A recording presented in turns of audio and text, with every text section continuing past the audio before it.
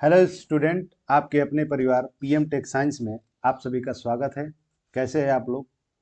आज का हमारा टॉपिक है क्लास 10th के लेंस चैप्टर से ऑब्जेक्टिव क्वेश्चन, जो यूपी बोर्ड एग्जाम के लिए बहुत ही महत्वपूर्ण होंगे।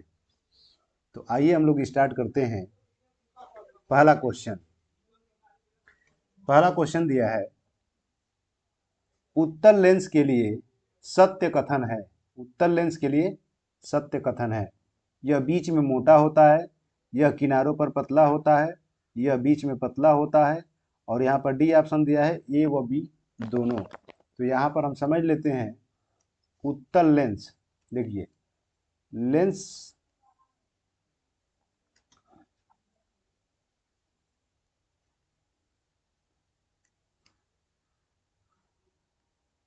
ये उत्तल लेंस है, उत्तल लेंस। और ये आपका होता है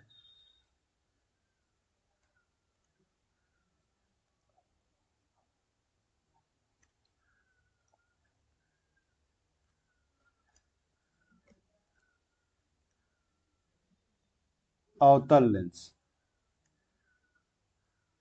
क्या होता है ये? अवतल लेंस। अवतल लेंस। अब लेंस के प्रकार में ये हो गया आपका उत्तल लेंस और ये हो गया आपका अवतल लेंस। उत्तल लेंस क्या होता है? बीच में मोटा। बीच में क्या होता है? मोटा। किनारों पर पतला होता है। और अवतल लेंस बीच में पतला और किनारों पर क्या होता है? मोटा। इसका मतलब कि उत्तल लेंस बीच में क्या होता है? मोटा। तो यह बीच में मोटा होता है, यह किनारों पर पतला होता है, यह बीच में पतला होता है। तो ये ऑप्शन गलत होगा। लेकिन यह बीच में मोटा होता है और यह किनारों पर पतला भी होता है।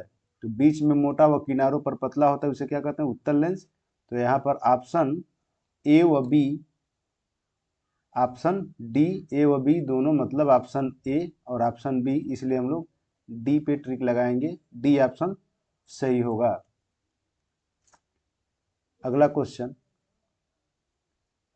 इसमें आपको बताना है कि उत्तल अवतल लेंस का सही आरेख है। तो ये तो आपका अवतल लेंस है, ये तो ऐसे गलत हो जाएगा क्योंकि यहाँ पर उत्तल और अवतल दोनों कह रहा है।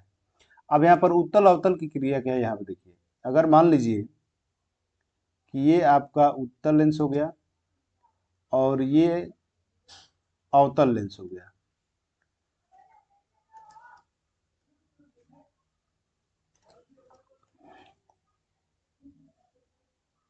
ये हो गया आपका उत्तल लेंस। अब यहाँ पर इन तीन फिगर में देखेंगे तो यहाँ का जो ऑप्शन दिया है, अगर मान लीजिए कि इस अवतल लेंस, ये आपका कौन सा लेंस है? अवतल लेंस। अवतल लेंस। और ये कौन सा है? उत्तल। उत्तल लेंस। अगर सपोज दैट इन दोनों को मिला दें, कहने का मतलब मान लीजिए कि इसका ये हिस्सा, इस पॉइंट से लेकर के ये हिस्सा, इधर का हिस्सा, इसका एक हिस्सा ये ले लें और इसका एक हिस्सा ये ले लें। उत्तल अवतल कह रहा है यहाँ पर, तो ये तो उत्तल का हिस्सा होगा इसका, और ये इसका अवतल का। तो यहाँ पर ऑप्शन कौन सा सही होगा? डी। ये ऑप्शन गलत होगा क्योंकि यहाँ पर बिल्कुल लंबोदय है, और ये भी ऑप्शन क्या होगा? गलत होगा। तो यहाँ पर कौन सा ऑप्शन सही होगा? डी। अगला क्वेश्चन दिया कि लेंस के दोनों गोलीय पृष्ठों के वक्रता केंद्र को मिलाने वाली रेखा को कहते हैं। दोनों लेंस के दोनों गोलीय पृष्ठों के वक्रता केंद्र के मिलाने वाली रेखा को कहते हैं। यहाँ पर दिया है उद्वारक, मुख्य अक्ष, फोकस तल, प्रकाशिक केंद्र। इसको समझ लेते हैं। देखिए लेंस के गोलीय पृष्ठों के वक्रता केंद्र को मिलाने वाली रेखा। अब मान लीजिए गोलीय लेंस का रहा है तो उसमें आपका अवतल भी आएगा और उत्तल भी आएगा। तो यहाँ पर मान लेते हैं कोई भी लेंस, मान लेते हैं कि ये आपका उत्तल लेंस है। यहाँ पर होगा F1, ये हो जाएगा C1, या इसको 2F1 भी लिखते हैं, और ये हो जाएगा द्वितीय फोकस, और इसको C2 द्वितीय वक्रता केंद्र या 2F2 भी लिखते हैं। ये कह रहा है कि लेंस के दोनों गोलीय पृष्ठों के वक्रता केंद्र, किसको कह रहा है?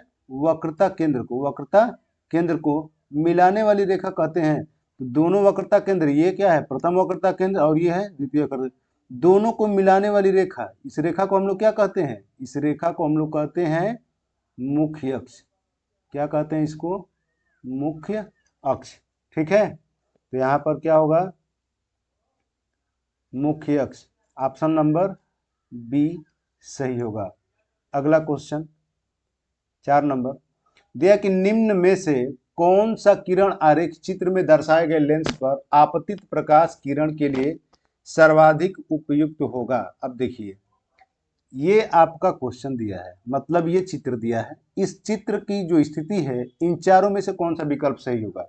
ध्यान से देखिए, ये कौन सा लेंस है, उत्तल लेंस। कौन सा लेंस है ये, उत्तल लेंस। इसको हम लोग कहते हैं प्रकाशिक केंद्र, इसको कहा जाता है प्रथम फोकस, इसको कहा जाता है द्वितीय फोकस बिंदु। अब आप उत्तल लेंस का नियम होता है, लेंस के लिए 3 नियम होते हैं, यहाँ पर हम आपको बता दे रहे हैं ये तीनों नियम क्या होते हैं। मुख्य अक्ष के समांतर आने वाली किरणें कहाँ से होकर जाती हैं, फोकस बिंदु से। यदि मान लीजिए कि कोई प्रकाश की किरण फोकस बिंदु से होकर के जाती है तो क्या हो जाएगी, मुख्य अक्ष के समांतर। और तीसरा, यदि कोई प्रकाश की किरण प्रकाशिक केंद्र से होकर के जाती है तो बिना विचलित हुए वो सीधे मार्ग में निकल जाती है। तो यहाँ पर क्या होगा, उत्तल लेंस के लिए चित्र देख रहे हैं, कहाँ से किरण जा रही है, फोकस बिंदु से, चाहे ऊपर हम भेजे चाहे नीचे की किरण नीचे की ओर भेजे। तो ये प्रकाश की किरण F1 से होकर के ये जा रही है। तो जो प्रकाश की किरण अगर फोकस बिंदु से होकर के जाएगी वो मुख्य अक्ष की क्या हो जाती है, समांतर। तो इसमें से देख लिए कौन सा ऑप्शन सही होगा, ये तो गलत होगा, ये भी गलत होगा, ये भी गलत होगा। ऑप्शन नंबर ए सही होगा। अगला क्वेश्चन, निम्नलिखित में से कौन लेंस बनाने के लिए प्रयुक्त किया जाता है। निम्नलिखित में से कौन से लेंस बनाने के लिए प्रयुक्त किया जाता है। तो ये सभी, ऑप्शन कौन सा सही होगा, डी, ये सभी।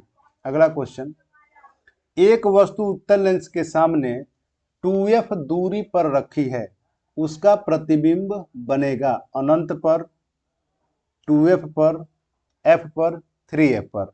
ठीक है, ये हमारा ऑप्शन है और इसको हम लोग देख लेते हैं। उत्तल लेंस में ये आपका हो गया आपका उत्तल लेंस, ये हो गया आपका मुख्य अक्ष हो गया। उत्तल लेंस के सामने 2f दूरी पे रखा है, वस्तु हमेशा कहाँ रखते हैं, बाएं साइड। 2f का मतलब क्या है, वक्रता केंद्र। ये आपका क्या हो जाएगा, फोकस। ये हो जाएगा C1 वक्रता केंद्र। हम बताएं कि यहाँ पर C1 को ही हम लोग 2f1 लिखते हैं, तो वो भले 2f लिखा हो। और यहाँ पर क्या हो जाएगा, f2, और यहाँ पर हो जाएगा आपका C2 या 2f2। कह रहे कि यदि उत्तल लेंस के सामने 2f दूरी पर रखा जाए, मतलब 2f यानी वक्रता केंद्र पर आप वस्तु को रखते हैं। चित्र स्पष्ट इसमें नहीं बनेगा। अब कह रहे कि 2f दूरी पर उसका प्रतिबिंब कहाँ बनेगा, वस्तु के शीर्ष से 2 किरणें आपतित होंगी, वस्तु के शीर्ष से 2 किरणें आपतित होंगी। पहली मुख्य अक्ष के समांतर जो फोकस बिंदु से होकर के जाएगी, बिल्कुल सीधा नहीं बनना है। यहाँ पर आप चाहेंगे तो इसको मुख्य अक्ष के समांतर जाएंगी और दूसरी किरण प्रकाशिक केंद्र से होते हुए सीधे मार्ग में निकल जाएगी। प्रकाशिक केंद्र से होते हुए सीधे मार्ग में निकल जाएगी। तो जहाँ ये एक दूसरे को जहाँ पर काटेंगे वहाँ पर प्रतिबिंब का निर्माण होगा, AB, और यहाँ पर हो जाएगा A' और B'। अब यहाँ पर देखिए, चाहे वो दर्पण हो या चाहे लेंस, यही एक ऐसी स्थिति होती है कि जब वस्तु वक्रता केंद्र पर होती है तो उसका प्रतिबिंब भी वक्रता केंद्र पर ही बनता है उत्तल लेंस में वास्तविक प्रतिबिंब बनता है। उत्तल लेंस में क्या बनेगा? वास्तविक। और कहाँ बनता है? राइट में। वस्तु के बराबर बनेगा, वस्तु के बराबर बनेगा। जो वस्तु की लंबाई होगी वही आपका प्रतिबिंब की लंबाई होगी। तो कहाँ पर बनेगा? 2f। ये क्या है? द्वितीयकर्ता केंद्र बोले या 2f2 बोले? तो यहाँ पर ऑप्शन क्या दिया है? 2f। ऑप्शन नंबर बी सही होगा। 2f2 हम बता रहे हैं वहां पर, क्योंकि प्रथम और द्वितीय, लेकिन 2f पर ही बनेगा। अगला क्वेश्चन, एक अवतल लेंस एक वस्तु का प्रतिबिंब बनाता है। अवतल लेंस वस्तु का प्रतिबिंब बनाता है। कौन सा लेंस है? अवतल लेंस। ये आपका हो गया अवतल लेंस। यहां पर ये हो गया आपका अवतल लेंस, प्रतिबिंब बनाता है।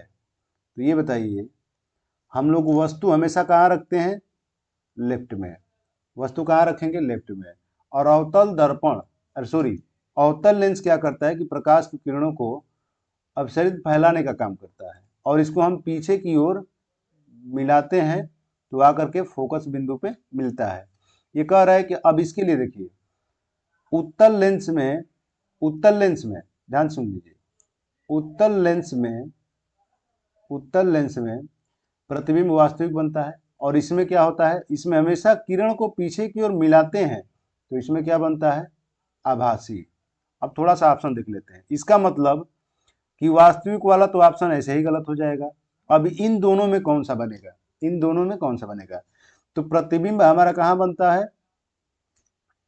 ऊपर। कहाँ बनेगा? ऊपर। कैसा? सीधा। कैसा बनेगा? सीधा, आभासी। ठीक है। और वस्तु से क्या बनेगा? छोटा। तो सीधा, आभासी और क्या बनेगा? ये छोटा। ऑप्शन नंबर बी सही होगा। ठीक है। जिस क्वेश्चन में आपको डाउट हो आप कमेंट करके जरूर बताएं। अगला क्वेश्चन, यहाँ पर देखिए, 1 मीटर फोकस दूरी के उत्तल लेंस की क्षमता होगी। 1 मीटर के फोकस दूरी के उत्तल लेंस। अब यहाँ पर फोकस कितना दिया है? 1 मीटर। कौन सा लेंस है? उत्तल लेंस। उत्तल लेंस में फोकस दूरी दाहिने साइड, मतलब एफ का मान क्या होगा? प्लस होगा। कह रहे कि क्षमता बताइए। क्षमता का सूत्र होता है P बराबर 1/f। किसके लिए? मीटर के लिए। और P बराबर होता है 100 बटा में F किसके लिए होता है? सेंटीमीटर के लिए। तो जब ये मीटर में दिया है तो P बराबर 1 और F का मान कितना है? 1 मीटर। तो यहाँ पर कितना हो जाएगा? 1 डायोप्टर।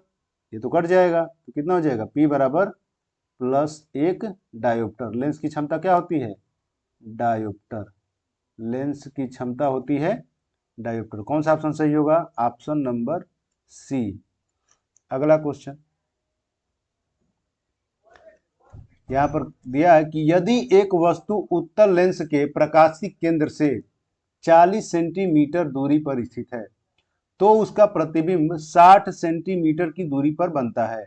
वस्तु तथा प्रतिबिंब की लंबाई का अनुपात क्या होगा? थोड़ा सा इस क्वेश्चन को देखते हैं। देखिए, कौन सा लेंस है? उत्तल लेंस। आप यहाँ पर लेंस बना लीजिए। कह रहा है कि प्रकाशिक केंद्र, प्रकाशिक केंद्र क्या होता है? सी, क्योंकि जो भी हम दूरी मापते हैं वो प्रकाशिक केंद्र से मापी जाती है। कह रहे कि वस्तु लेंस प्रकाशिक केंद्र से 40 सेंटीमीटर दूरी पर स्थित है। मतलब एक वस्तु है वो प्रकाशिक केंद्र से क्या है? 40 सेंटीमीटर की दूरी पर स्थित है, और उसका प्रतिबिंब 60 सेंटीमीटर की दूरी पर बनता है। मान लीजिए कहीं इसका प्रतिबिंब बन गया, कहां से? 60 सेंटीमीटर की दूरी पर बनता है। प्रतिबिंब बना आपका 60 सेंटीमीटर की दूरी पर बनता है। ये आपसे कह रहे हैं ना कि वस्तु तथा प्रतिबिंब की लंबाई का अनुपात ज्ञात कीजिए। तो यहाँ पर क्या होगा? वस्तु की लंबाई, वस्तु की, ये क्या है? वस्तु की दूरी को किससे व्यक्त करते हैं? u से। क्या हो जाएगा? -40। और प्रतिबिंब की लंबाई क्या, प्रतिबिंब की दूरी क्या हो जाएगी? v बराबर, प्रतिबिंब की क्या होगी दूरी? v बराबर 60। और आवर्धन क्षमता बराबर क्या होता है? रेखीय आवर्धन -h डैश अपान में h बराबर v अपान में u। और दर्पण के लिए होता है तो m बराबर h डैश अपान में h बराबर माइनस v अपान में u। अब यहाँ पर h डैश क्या है? प्रतिबिंब की ऊंचाई। ये क्या कर रहा है? वस्तु तथा प्रतिबिंब की लंबाई का अनुपात। और ये क्या है? वस्तु की लंबाई का अनुपात। इसमें थोड़ा ध्यान देना है, पहले क्या लिखा है? वस्तु लिखा है, और इसमें पहले क्या है? प्रतिबिंब। तो यहाँ पर मान रखेंगे v का मान कितना है? 60, और मान लीजिए u का मान कितना है? 40। यहाँ पर ये क्या हो जाएगा? कट जाएगा, कटा देंगे इसको, तो कितना हो जाएगा? 3/2। ये किसका है? h डैश संबंध है h बराबर 3 संबंध है 2। लेकिन ये कह रहा है ना कि वस्तु तथा प्रतिबिंब, तो हम वस्तु क्या लिखेंगे? वस्तु को पहले, मतलब इसको उल्टा कर देंगे। जो h डैश h, जो यहाँ पर h डैश अपान h लिखा है, तो इसका मान कितना है? 3/2। व्युत्क्रम कर देंगे तो कितना आ जाएगा? 2/3। लेकिन यहाँ पर इसके हिसाब से ऑप्शन जो दिया है वो कितना दिया है? 3/2, जो यहाँ पर आया है। ठीक है। और रेखीय आवर्धन, एम क्या होता है? रेखीय आवर्धन। और रेखीय आवर्धन को हम लोग कहते हैं कि किसी भी गोलीय लेंस के लिए मुख्य अक्ष के लंबवत, मुख्य अक्ष के लंबवत मापी गई प्रतिबिंब की ऊंचाई व वस्तु की ऊंचाई के अनुपात को रेखीय आवर्धन कहते हैं। अगला क्वेश्चन, लास्ट क्वेश्चन है आपका 10 नंबर। उत्तल लेंस की फोकस दूरी 25 सेंटीमीटर है, इसकी क्षमता बताइए। तो लेंस की फोकस दूरी कितना है? उत्तल लेंस है, प्लस क्या हो जाएगा? 25 सेंटीमीटर। और कह रहा है कि इसकी क्षमता P बराबर किसमें है? सेंटीमीटर में है, 100/f। 100/f का मान कितना हो जाएगा? 25। ये कैंसिल हो जाएगा, कितना हो जाएगा? 4 डायोप्टर। कितना होगा P का मान? 4 डायोप्टर। तो इसकी क्षमता कितनी आएगी? Option number 4। यहाँ पर सबका यूनिट छूट गया है, डायोप्टर। कौन सा ऑप्शन सही होगा? Option number A. आंसर कितना आएगा? 4 डायोप्टर। ठीक है। नेक्स्ट किस टॉपिक पर वीडियो बनाएं, कमेंट करके आप जरूर बताएं। Thanks for watching. धन्यवाद।